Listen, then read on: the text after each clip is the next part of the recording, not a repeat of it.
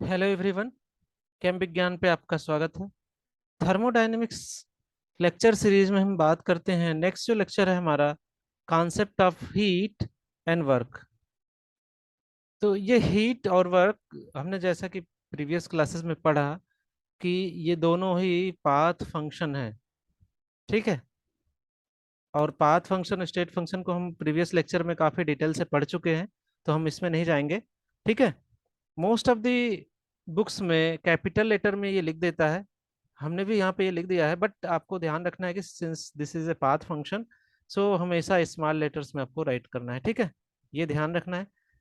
कुछ special cases में जब हम आगे पढ़ाएंगे तो आपको बताएंगे कि ये स्टेट फंक्शन की तरह भी बिहेव करते हैं। नेक्स्ट मैं शुरू करता हूँ कि हीट क्या है और वर्क क्या है। देखो, हीट और वर्क अगर हम बात करें तो दोनों ही एक एनर्जी के फॉर्म्स हैं। ठीक है, दोनों एक एनर्जी के ही फॉर्म्स हैं। और एनर्जी के बहुत सारे फॉर्म्स हो सकते हैं, जैसे कि आप इंटरनल एनर्जी, इंथैल्पी, इंट्रोपी, ये सारी चीज़ों को पढ़ेंगे। सो तो आपको पता चलेगा कि कौन से किस तरीके का एनर्जी का फॉर्म है। बट यहाँ पे हम हीट की बात करते हैं। Heat represented by Q, energy transfer between system and surrounding due to temperature difference. वो एनर्जी जो बेसिकली टेम्परेचर डिफरेंस के द्वारा एक स्थान से दूसरे स्थान तक को ट्रेवल करती है, मतलब जिसका ट्रांसमिशन ओनली टेम्परेचर डिफरेंस से होता है, वहां पे हम कहेंगे कि हीट है। ठीक है, हम डेली लाइफ में भी देखते हैं कि अगर हमने एक बाउल लिया है, उसमें पानी लिया है और इसको हमें ज़्यादा एनर्जी देनी है, तो हम डायरेक्टली टेम्परेचर के बेसिस पे इसे हीट कर सकते हैं। This is the source of energy. तो Q is the source of energy. Next हम इसे कुछ इस तरीके से भी कह सकते हैं कि heat is the transfer of thermal energy. यहाँ पे देखो हमने यूज किया टेम्परेचर डिफरेंस, यहाँ हम कह रहे हैं कि ये थर्मल एनर्जी, एनर्जी का कौन सा टाइप है जिसमें टेम्परेचर यूज किया जा रहा है, इसलिए इसे हमें थर्मल एनर्जी कह सकते हैं। When no mechanical work is exerted on the system, अगर हम सिस्टम पे कोई मैकेनिकल वर्क ना करें। ठीक है, जैसे सपोज करो कि आपने एक क्लॉथ, कपड़े को एक रोप पे, एक रस्सी पे सुखाने के लिए टांग दिया है, और केवल केवल अगर इस पे सनलाइट लग रही है तो ये हीट है। ठीक है, कपड़ा सूख जाएगा। लेकिन अगर इसके साथ साथ हवा भी चल रही हो, ठीक है, विंड, तो विंड क्या करेगी, इसको डिस्प्लेस करेगी, इधर उधर हिलाएगी, तो ये अपने मेन पोजीशन से डिस्प्लेस होगा, तो यहाँ पे मैकेनिकल वर्क भी होगा, तो कपड़ा और जल्दी सूख जाएगा। ठीक है। बट केवल केवल अगर एच न्यू है, केवल केवल हीट ट्रांसफर हो रहा है, तो उस केस में भी सूखेगा ही कपड़ा। ठीक है, तो दोनों में बेसिक डिफरेंस ये है। अगर del W minus P D V work नहीं हो रहा है, केवल केवल टेम्परेचर बेसिस पे है, तो उसे हम कहेंगे heat. Next, consider two isolated system A and B such that the temperature of A is greater than temperature of B। यहाँ पे एक मैं एग्जांपल ले रहा हूँ कि अगर दो सिस्टम है, ठीक है, सिस्टम ए और बी। देखो, सिस्टम ए और बी, और ये दोनों सिस्टम को हम एक दूसरे के साथ ले आ रहे हैं। अब जैसे ही इन दोनों को हम एक साथ ले आ रहे हैं, तो इनके बीच की जो बाउंड्री है, अगर इस बाउंड्री को हम ब्रेक ना करें, बाउंड्री रहने दें, तो इसका टेम्परेचर जो टी ए था, T A is greater than T B, B के टेम्परेचर से ज़्यादा था। लेकिन अगर ये बाउंड्री ऐसी हो कि टेम्परेचर परमिएबल हो, टेम्परेचर इधर से मतलब आइसोलेटेड नहीं होनी चाहिए। ठीक है, अगर ये आइसोलेटेड नहीं है तो क्या होगा कि इस केस में दोनों का टेम्परेचर सेम हो जाएगा, T A equal to T B. ठीक है, ऐसा इसलिए क्योंकि बाउंड्री के क्रॉस टेम्परेचर का आदान प्रदान होगा, मतलब दोनों की एनर्जी सेम हो जाएगी, हम ये कह सकते हैं। तो होप कि आपको थोड़ा अच्छे से समझ में आ गया होगा कि बेसिकली हीट है क्या। नेक्स्ट देखो, हीट फ्लो को अगर हमें निकालना है तो हमें हीट कैपेसिटी आना चाहिए। जैसे सपोज करो ए ने बी को हीट दिया, क्योंकि ए का टेम्परेचर ज्यादा था बी से, तो ए क्या करेगा, अपनी हीट इधर ट्रांसफर करेगा बी को। इस केस में अगर हमें पता हो कि अगर दोनों केस में सेम लिक्विड हो, सेम लिक्विड हो तो हीट कैपेसिटी सेम होगी। जैसे हम वाटर की बात कर लें, तो इस केस में हमें सबसे पहले हीट कैपेसिटी आना चाहिए। तो हीट कैपेसिटी के बारे में थोड़ा सा देखते हैं कि अगर कोई system delta Q amount of heat absorb कर रहा है, ठीक है, और उसके टेम्परेचर में रेज डेल्टा टी का हो रहा है, तो उन दोनों को डिवाइड कर दो, तो rate of absorption of heat is known as heat capacity. ठीक है, तो यहां से आप क्यू भी निकाल सकते हो। अगर आपको हीट कैपेसिटी पता हो तो सी डेल्टा टी कर देना, यहां से आपको पता चल जाएगा कि हीट कैपेसिटी क्या है। अब देखो, heat capacity extensive intensive properties में हमने थोड़ी सी डिस्कस की थी, तो आप वहां से इसको देख सकते हो कि एक ऐसी प्रॉपर्टी है, और मास पे डिपेंड करेगी कि नहीं करेगी। तो कितना मास आपने लिया है उस बेसिस पे भी एक और फार्मूला बनता है। ठीक है, स्पेसिफिक हीट को लेके डी क्यू इक्वस टू, या delta Q equals to M S delta T. तो यहाँ पे एस जो है स्पेसिफिक हीट हो जाता है, यहाँ पे हीट ये मोलर हीट कैपेसिटी होनी चाहिए। तो थोड़ा सा आपको देखना है, ये फार्मूला भी देख लेना। ठीक है, वैसे ये होता ही है, बस यहाँ पे यस क्या है, स्पेसिफिक हीट हो जाती है, और स्पेसिफिक हीट हमेशा 1 ग्राम के लिए डिफाइन होती है। ठीक है, तो इसकी मदद से कितना हीट ट्रांसफर हुआ, इस टेम्परेचर डिफरेंस की मदद से हम कैलकुलेट कर सकते हैं। Now second concept is work. अब वर्क की बात करते हैं, वर्क क्या है। देखो, वर्क भी एक टाइप की एनर्जी ही है जो सिस्टम में हम ट्रांसफर करते हैं, या फिर कह लो कि वर्क के बेसिस पे सिस्टम को हम एनर्जी दे सकते हैं और ले सकते हैं। सपोज वर्क को कैसे डिफाइन कर सकते हैं, energy transfer between system and surrounding. System और सराउंडिंग के बीच जो एनर्जी ट्रांसफर होती है ड्यू टू मैकेनिकल फोर्सेस। ठीक है, अगर किसी भी पार्टिकल पे मैकेनिकल फोर्स अप्लाई करके हम उसे एक्स डिस्टेंस टू डिस्प्लेस कर दें, तो वहां पे वर्क होगा। और हम क्लास 9 से ही वर्क का फार्मूला पढ़ते आते हैं, W equals to F X, force into displacement into cos theta वगैरह वगैरह। अब देखो, वर्क जो है एक्सटर्नल, अगर माइक्रोस्कोपिक फोर्स लग रहा है और कोई ऑब्जेक्ट अपने मीन पोजीशन से डिस्प्लेस हो रहा है, तो वहां पे वर्क होगा। ठीक है, एक मैं केस कंसीडर कर रहा हूँ, यहाँ पे एक पिस्टन है और एक गैस को कंप्रेस किया जा रहा है। देखो, इसमें बहुत सारे गैस के पार्टिकल फिल किए गए हैं, और इस पे एफ फोर्स लगा के कंप्रेस किया जा रहा है। इसका जो एरिया है, क्रॉस सेक्शन एरिया पिस्टन का ए है। ठीक है, क्रॉस सेक्शन एरिया पिस्टन का ए है, और जब इसमें फोर्स लगाया जा रहा है तो ये अपने मीन पोजीशन से D x distance, small x मतलब डी एक्स डिस्टेंस, छोटा पार्ट है एक्स का, ये डिस्प्लेस कर रहा है इस गैस को कंप्रेस करके, पिस्टन को। तो यहाँ पे जो गैस है, गैस आपको पता होगा कि गैस जहाँ भी होती है एक प्रेशर एग्जर्ट करती है। ठीक है, तो ये गैस इस पे एक प्रेशर एग्जर्ट करेगी, और ये प्रेशर इस फोर्स के अपोजिट डायरेक्शन में होता है। तो इसलिए यहाँ पे जब हम प्रेशर लेंगे वो माइनस पी ले लेते हैं, या फिर बाई कन्वेंशन हम कहेंगे कि केमिस्ट्री में के लिए। ठीक है, नेक्स्ट देखते हैं कि इस केस में मैकेनिकल वर्क कितना होगा। तो सो मैकेनिकल वर्क की अगर हम बात करें, तो वर्क का फार्मूला वही बेसिक रहने वाला है।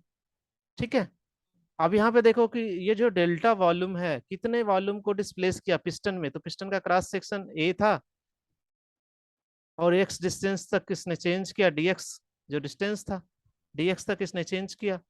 तो जो क्रॉस सेक्शन एरिया को अगर हम एक्स डिस्टेंस से मल्टीप्लाई कर दें, तो ये आ जाएगा वॉल्यूम। अब इस क्वांटिटी को हम बाद में यूज करेंगे। नेक्स्ट देखते हैं, फोर्स लगने वाला जो फोर्स था, वो प्रेशर। देखो, प्रेशर इक्वस टू, आप पढ़े होगे, pressure equals to force upon area. तो यहाँ से अगर फोर्स निकालो तो इसको इधर मल्टीप्लाई कर दो, तो ये हो जाता है पी ए। सिंस हमने कहा कि इसकी जो डायरेक्शन है यहाँ पे अपोजिट है, तो ये हो गया माइनस पी ए। ठीक है, अब यहाँ पे वर्क निकालना है, डेल डब्ल्यू कितना वर्क हुआ, del W will be force into displacement, F into D X, यही ना। ये इक्वेशन तो हम क्लास 9 से पढ़ते आ रहे हैं। तो del W equals to F X D F D X, F की वैल्यू रख दो माइनस का पी ए, और dx की वैल्यू यहाँ से निकाल लेते हैं, dx हो जाएगा dv बाई ए। तो dv बाई ए रख दो, यहाँ से ए कट गया, तो आपका आता है माइनस का पी डी वी। यही माइनस का पी डी वी वर्क हम केमिस्ट्री में कंप्रेशन के लिए निगेटिव लेके चलते हैं। ठीक है, ये ध्यान रखना कि कंप्रेशन वर्क निगेटिव होता है, D W equals to minus का पी डी वी, और ये बार बार हम इसको यूज करेंगे पूरे थर्मोडायनेमिक्स में।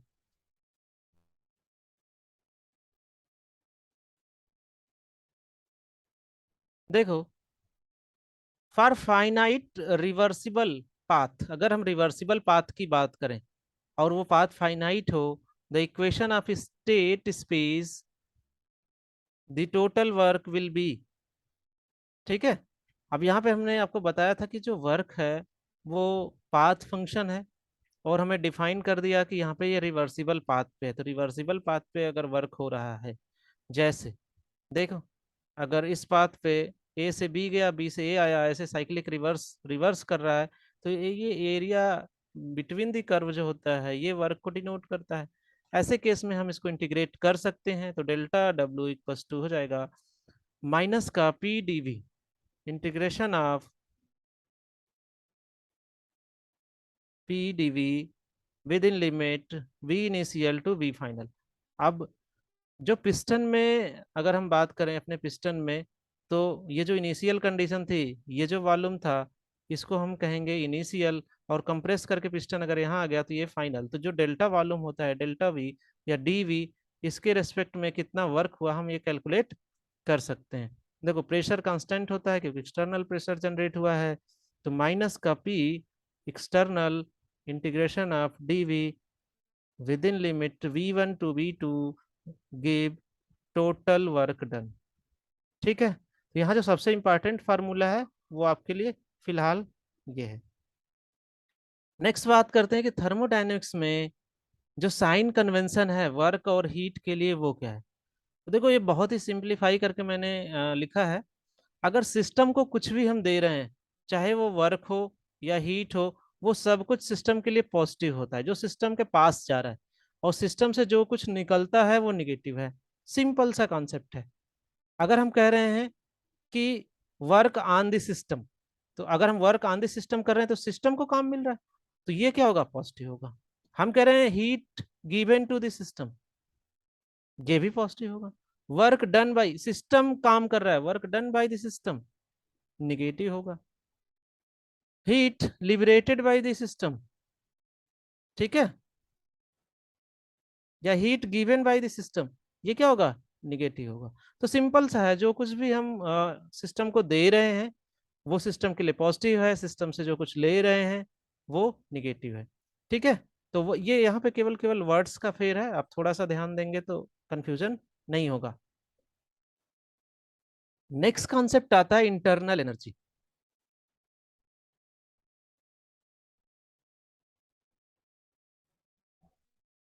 ये जो इंटरनल एनर्जी है डिनोट करते हैं कैपिटल यू कैपिटल ई से, और ये स्टेट फंक्शन है।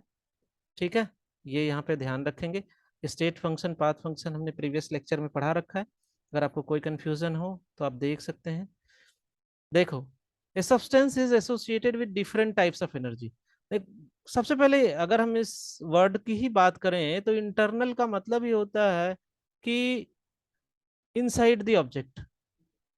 अब इनसाइड द ऑब्जेक्ट का मतलब क्या हुआ, कि अगर हम अपनी बात करें तो हमारे अंदर कितने तरह की एनर्जी है, अगर उन सारे एनर्जी को सम अप कर दें तो सारे एनर्जी का जो सम होगा वो इंटरनल एनर्जी होगा। जैसे हम एग्जांपल लेते हैं कि मालिकुलर लेवल पे कौन कौन सी एनर्जी पॉसिबल है, तो मालिकुलर लेवल पे वाइब्रेशनल एनर्जी होती है, रोटेशनल एनर्जी होती है, ट्रांसलेशनल एनर्जी होती है, इलेक्ट्रॉनिक एनर्जी होती है, बहुत सारी। ठीक है। तो एक मॉलिक्यूल की जो इंटरनल एनर्जी की अगर हम बात करें, तो उसमें जितनी भी तरह की पॉसिबल एनर्जीज हैं उनको सम कर दिया जाए, जैसे vibrational, rotational, translational, electronic, plus Sohan, तो सबका जो सम होगा वो इंटरनल एनर्जी को डिनोट करेगा। हम माइक्रोस्कोपिक लेवल पे अपनी अगर हम बात करें, तो जैसे हम बात कर रहे हैं साउंड एनर्जी, ठीक है, ये भी कंसीडर होगी। हम ग्रेविटी के अगेंस्ट में खड़े हैं, बैठे हैं, या कोई वर्क कर रहे हैं, वो भी एनर्जी कंसीडर होगी। तो सारी एनर्जी का सम जो है इंटरनल एनर्जी। अब देखो, जैसा कि हम कह रहे हैं कि सारी एनर्जी का सम है, तो इंटरनल एनर्जी को हम एक्चुअली कैलकुलेट नहीं कर सकते। क्या कर सकते हैं, एक्चुअली कैलकुलेट नहीं कर सकते, तो चेंज इन इंटरनल एनर्जी तो हम निकाल सकते हैं।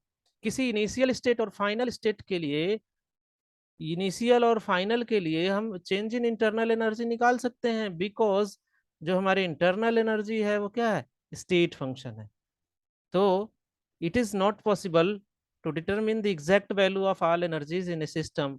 तो हम केवल केवल डेल्टा ई या delta V, sorry delta U निकाल सकते हैं, इंटरनल एनर्जी में कितना चेंज हो रहा है ये हम निकाल सकते हैं, ठीक है।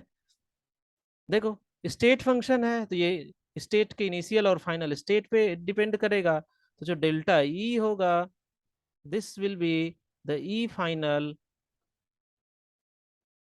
माइनस ई इनिशियल, ठीक है। सेम अगर हम किसी केमिकल रिएक्शन की बात करें, अगर हम किसी केमिकल रिएक्शन में बात करते हैं, तो केमिकल रिएक्शन में क्या होता है? देखो, केमिकल रिएक्शन में हमारे पास एक रिएक्टेंट होता है, और रिएक्टेंट कन्वर्ट हो जाता है प्रोडक्ट में। तो यहाँ पे फाइनल कौन सा हुआ? ये फाइनल है, ये इनिशियल है। तो यहाँ पे अगर आप डेल्टा ई निकालोगे, तो डेल्टा ई हो जाएगा ई प्रोडक्ट माइनस ई रिएक्टेंट।